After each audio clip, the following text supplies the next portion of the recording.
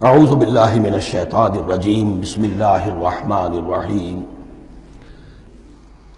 والذین یؤمنون بما انزل الیک وما انزل من قبلک، اور وہ کہ جو ایمان رکھتے ہیں اس پر بھی جو آپ پر نازل کیا گیا ہے محمد صلی اللہ علیہ وسلم، اور اس پر بھی کہ جو آپ سے پہلے نازل کیا گیا۔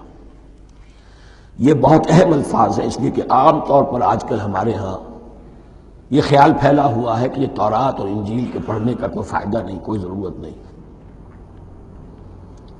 کوئی ضرورت نہیں کی حد تک تو شاید بات صحیح ہو، لیکن کوئی فائدہ نہیں، یہ بالکل غلط ہے۔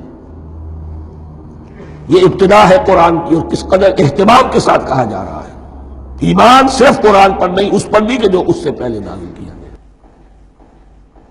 اور سورہ نساء کی آیت، اور سورہ نساء نازل ہوئی ہے کہیں جا کر سن 6 ہجری میں، یا ایھا الذین آمنوا آمنوا باللہ ورسولہ والکتاب الذی نزل علی رسولہ والکتاب الذی انزل من قبل۔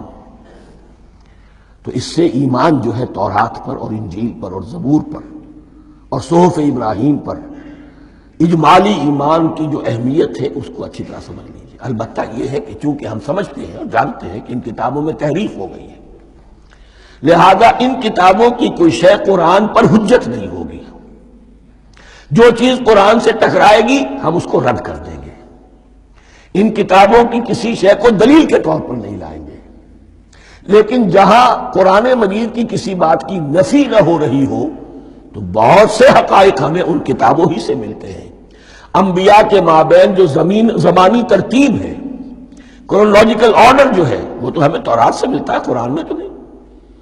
قرآن میں کبھی حضرت نوح کا ذکر بعد میں ہے، حضرت موسیٰ کا پہلے، وہاں تو کسی اور پہلو سے ترتیب آتی ہے، لیکن وہاں ہمیں تاریخ ملتی ہے ابراہیم کی، اسحاق کی، یعقوب کی، انبیاء بنی اسرائیل کی، موسیٰ کی، عیسیٰ کی، یہ ساری چیزیں۔ تو اس کی اہمیت جو ہے اس کو سمجھ لیجئے۔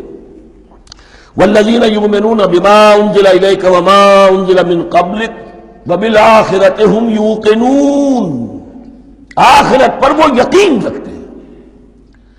نوٹ کرنے والی بات کیا ہے کہ باقی سب چیزوں کے لیے لفظ ایمان آیا، آخرت کے لیے ایقان کیوں؟ واقعہ یہ ہے کہ انسان کے عمل کے اعتبار سے سب سے زیادہ مؤثر شے ایمان بالآخرہ ہے۔ ایمان بالآخرہ ہے تو عمل سیدھا رہے گا کہ ہاں مجھے جواب دہی کرنی ہے، جانا ہے، اٹھنا ہے، اللہ کے حضور حاضری ہے۔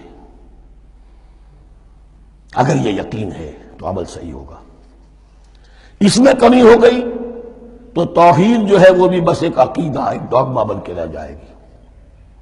ایمان بالرسالت بھی بدعات کو جنم دے گا۔ عید میلاد نبی منا لیجئے، اور کچھ عشقیہ اشعار کہہ دیجئے، نعتیہ اشعار کہہ دیجئے، اللہ اللہ خیر صلی اللہ، یہ ایمان بالرسالت کے مظہر ہوں گے۔ عمل انسان کا درست ہوتا ہے آخرت کے یقین کے ساتھ۔ وَبِالْآخِرَةِ هُمْ يُوقِنُونَ، آخرت پر انہی کا یقین ہے، انہی کا یقین ہے۔ یہ حصر بھی ہے اس اعتبار سے کہ یہودی میں مدعی تھے کہ ہم آخرت پر یقین رکھتے ہیں، یہاں کنٹراسٹ دکھایا جا رہا ہے، آخرت پر یقین رکھنے والے یہ لوگ ہیں۔ اور تعویل خاص کے اعتبار سے وہ لوگ موجود ہیں تمہاری نگاہوں کے سامنے۔ 13 برس کی محنت کی کمائی محمد رسول اللہ صلی اللہ علیہ وسلم کی، اس کتاب کی، یتلو علیہم آیاتہ ویزکیہم ویعلمہم الکتاب والحکمہ، اس کا جو نتیجہ ہے وہ تمہارے سامنے ہے۔ اولئک علی ھدی من ربہم، یہ وہ لوگ ہیں جو اپنے رب کی طرف سے ہدایت پر ہیں۔ وہ ابتدائی ہدایت بھی ان کے پاس تھی، اور یہ تکمیلی ہدایت بھی، قرآن پر بھی ان کا یقین پورا ہے، اور محمد کا اتباع بھی وہ کر رہے ہیں۔ وَأُولَٰئِكَ هُمُ الْمُفْلِحُونَ، اور یہی وہ لوگ ہیں جو فلاح پانے والے ہیں۔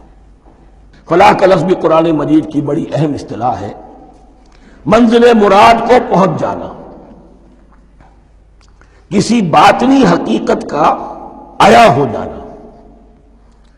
اسی لیے اس پر پھر گفتگو انشاءاللہ ہوگی سورہ مومنون کے شروع میں، لیکن یہ کہ فلاح پانے والے، کامیاب ہونے والے اصل میں یہی لوگ ہیں۔ تو گویا کہ تعویل خاص میں صحابہ کرام کی طرف اشارہ ہو گیا، تعویل عام میں ہر شخص کو بتا دیا گیا اگر قرآن کی ہدایت سے مستفید ہونا ہے تو یہ اوصاف اپنے اندر پیدا کرو۔ صدق اللہ العظیم.